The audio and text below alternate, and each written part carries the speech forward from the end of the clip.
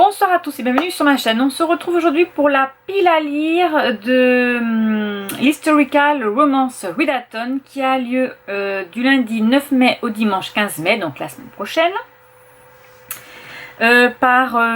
Qui est créé par Jessica de la chaîne Peace and Love Books. L'essai de la chaîne l'essai Book Lover et Lisa de la chaîne Remake je ne sais plus quoi. Je mettrai leur chaîne en barre d'infos parce que je ne m'en souviens pas. Alors, mais pendant une semaine, nous lisons de la romance historique. Voilà, elles nous ont créé un petit bingo. Il y a 16 consignes. Voilà. Donc, le premier... alors, attendez, parce qu'évidemment, je n'ai pas mis dans le bon sens, sinon ça n'aurait pas été drôle.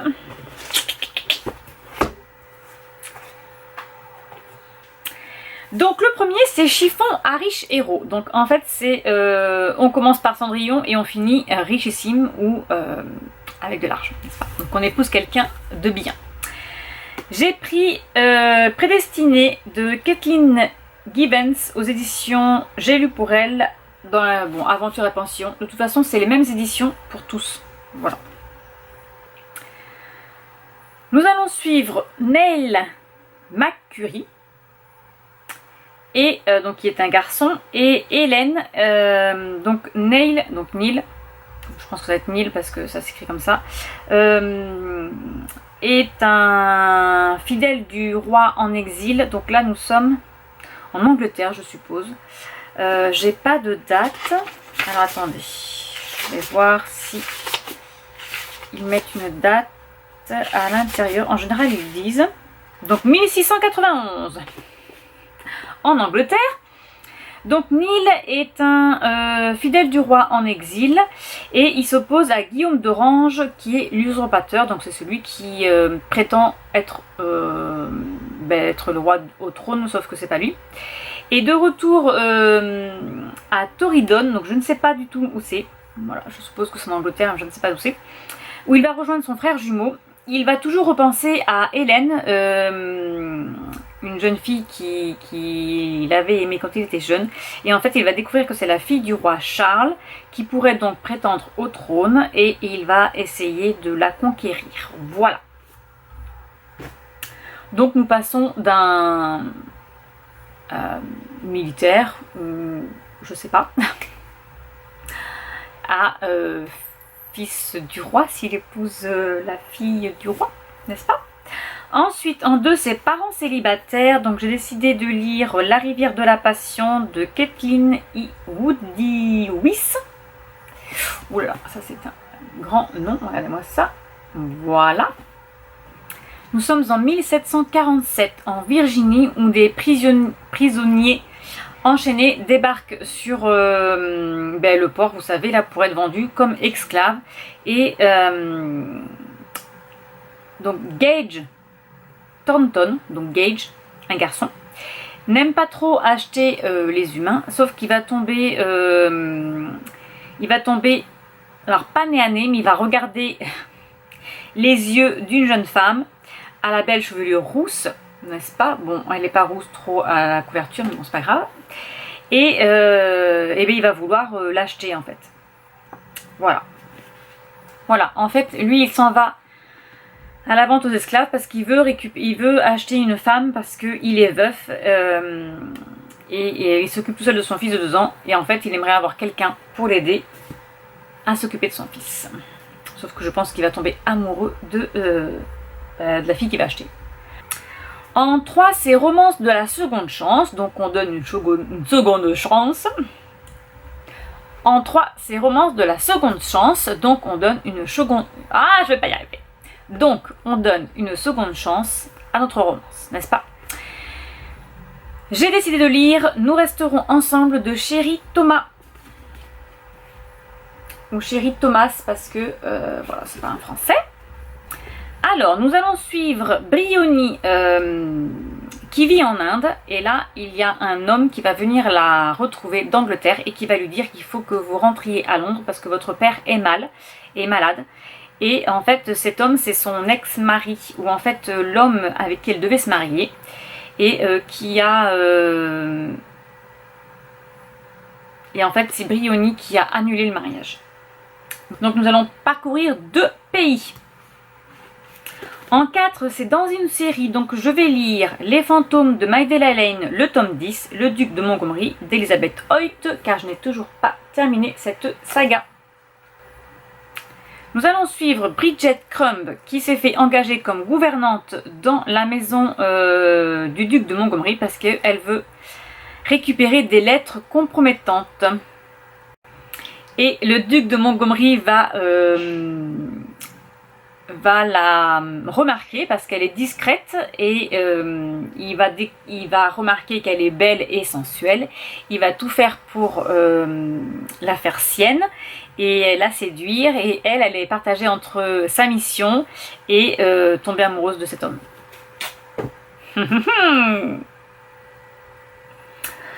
En 5, c'est un stand-alone, donc un one-shot, et je voudrais lire Le guerrier irlandais de Chris Kennedy. Nous sommes en Irlande, en 1295.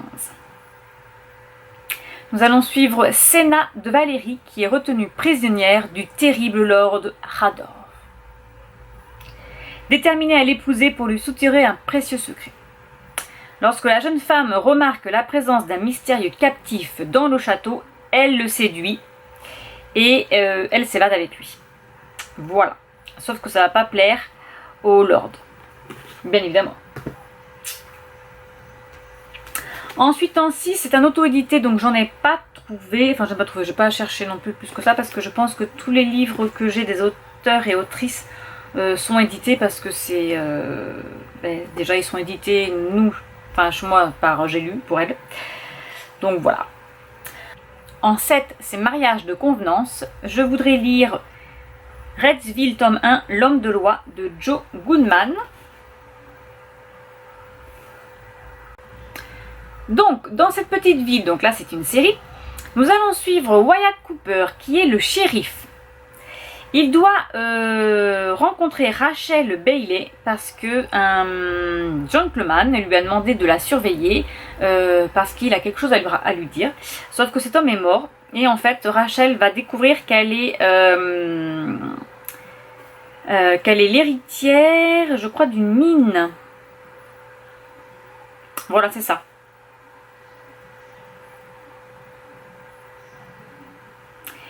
Et en fait, pour récupérer cet héritage, elle doit épouser Wyatt.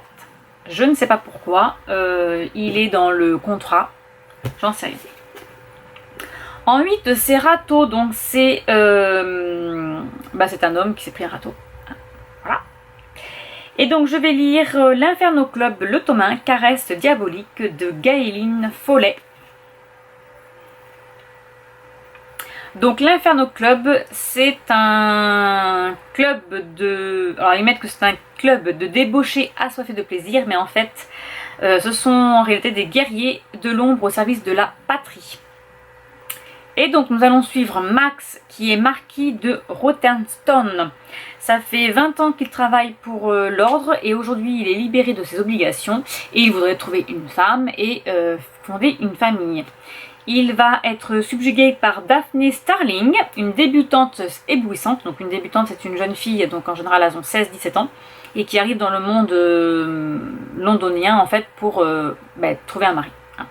En général les filles elles sont jeunes, et les hommes ils ont 25-30 ans. Sauf que la jeune fille elle est au courant de la réputation de Max, et en fait elle va tout faire pour ne pas rester avec lui. Donc elle va lui battre froid, donc lui va se prendre des petits râteaux, n'est-ce pas? En 9, c'est Héritière, et donc je voudrais lire La Fraternité Royale, le tome 1, L'Héritier débauché, de Sabrina Jeffries. Donc là, au lieu de Héritière, je vais lire un héritier. Enfin, oui, voilà, ce sera un héritier. Nous allons suivre Alexandre Black, qui revient du Portugal pour prendre possession de son héritage. Le duché d'Iversley est en ruine, car le mari de sa mère a dilapidé sa fortune, là donc la fortune familiale, et il va devoir Alors oui, d'accord. Ok. Donc, le mari de sa mère a dilapidé sa fortune pour se venger d'avoir été trompé. Donc en fait, sa mère à lui, il a trompé son beau-père et il a dilapidé sa fortune parce que c'est pas son papa. Car Alexandre n'est pas son fils légitime. Voilà, voilà. Il est le fils illégitime du prince de Galles. Donc c'est un héritier caché. Ok. Ensuite, en 10, c'est Highlander. Donc je voudrais lire la prophétie de Kathleen Gibbons. Voilà, donc c'est celui-ci. Nous sommes en 1689. Nous allons suivre Helen Graham qui est sur la route de Dunfermline en Écosse parce que, alors en fait, le trône d'Écosse est vacant et elle rentre chez son cousin, voilà, pour lui dire qu'il y a eu un complot et en fait, elle est sauvée, donc elle va se faire, elle va tomber dans une embuscade en fait et elle va être sauvée par le Highlander James McCurry qui la prend sous sa protection et l'emmène chez lui à Torridon où les attend son frère jumeau Neil. Alors, c'est l'autre de tout à l'heure là. En fait, c'est une saga et c'est la suite de Prédestiné. Donc nous allons retrouver, là nous avons Neil qui va c'est son frère jumeau et là donc nous avons du coup le frère jumeau qui est donc James et donc Hélène, cette jeune fille qui va récupérer, qui va sauver, va mettre le trouble entre les deux frères et au risque de précipiter la guerre comme le prédit la prophétie des McCurry. Donc en fait il va y avoir une petite prophétie. Voilà. Ensuite, en 11, c'est western. Donc ça, par contre, j'en ai pas trouvé. Enfin, j'ai pas cherché. C'est pas que j'ai pas trouvé, c'est que j'ai pas cherché. En 12, c'est clinch cover. Donc ça, moi, j'ai pas. Clinch cover, c'est en fait, les Américaines ont une couverture, une double couverture en fait. Donc elles ont une couverture et en fait, quand elles ouvrent, elles ont la couverture originale. Et nous, on n'a pas ça en France. Voilà. En 13, c'est Enemy to Lovers. Donc je veux lire Aventure dans les Rocheuses de Elizabeth Lowell. Voilà, donc il est un petit peu sale là parce qu'en fait je l'ai eu sur Vinted et voilà, bon il est un peu abîmé, hein, il est vieux. Nous allons suivre Willow Moran qui n'a plus rien dans la vie parce que ses parents sont décédés, leur propriété en Virginie a été ravagée par un incendie. Son seul espoir du coup c'est de retrouver son frère Matthew. Elle va engager Caleb Black. Sauf qu'en fait elle va se faire avoir parce que Caleb Black lui il recherche justement son frère Matthew pour le tuer et elle pour pas rester seule avec cet homme et se faire violer ou etc, elle va dire que Matthew est son mari et lui il va la kidnapper. Voilà. Quel complot. Ensuite en 14 donc c'est espion, j'ai pas non plus chercher. En 15, il faut lire un livre de l'autrice Julie Gardwood.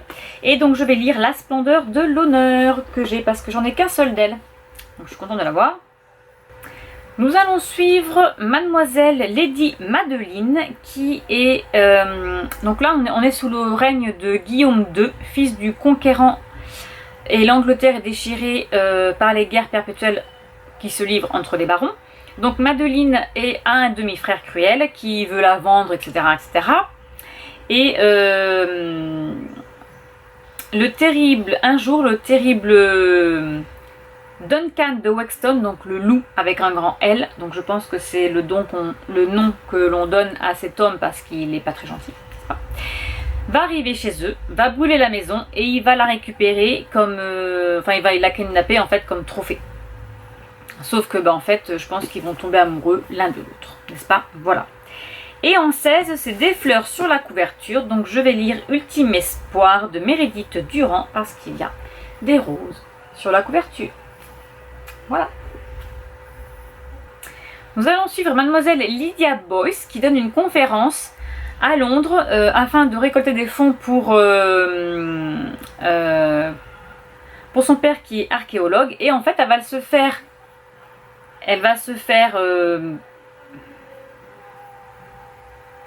il va y avoir un homme qui ne donne pas de nom. Il va y avoir un homme dans cette conférence qui est sous et qui va troubler cette jeune femme en détruisant son exposé. Et en fait, elle lui envoie des petits pics hein, durant sa conférence. Et voilà. Lui, il va pas du tout content. Lui, il dit que son père est un contrebande d'artefacts archéologiques en fait. Elle le croit pas et il va revenir la voir avec des preuves. Voilà, ce sera tout. Donc j'ai 2, 4, 6, 8, 10, 12 livres à lire en une semaine. Ça sera pas faisable évidemment. Ça sera pas faisable, non, c'est faisable, hein, tout est faisable dans la vie, mais ça sera pas réaliste pour moi. Voilà, sachant qu'il y a des jours où je ne serai pas là, donc j'aurai pas le temps de lire. Bref, c'est pas grave. Voici ma petite pile à lire de ma romance historique pour ce mois de mai. Sur ce, je vous laisse et je vous dis à bientôt pour une prochaine vidéo. Au revoir.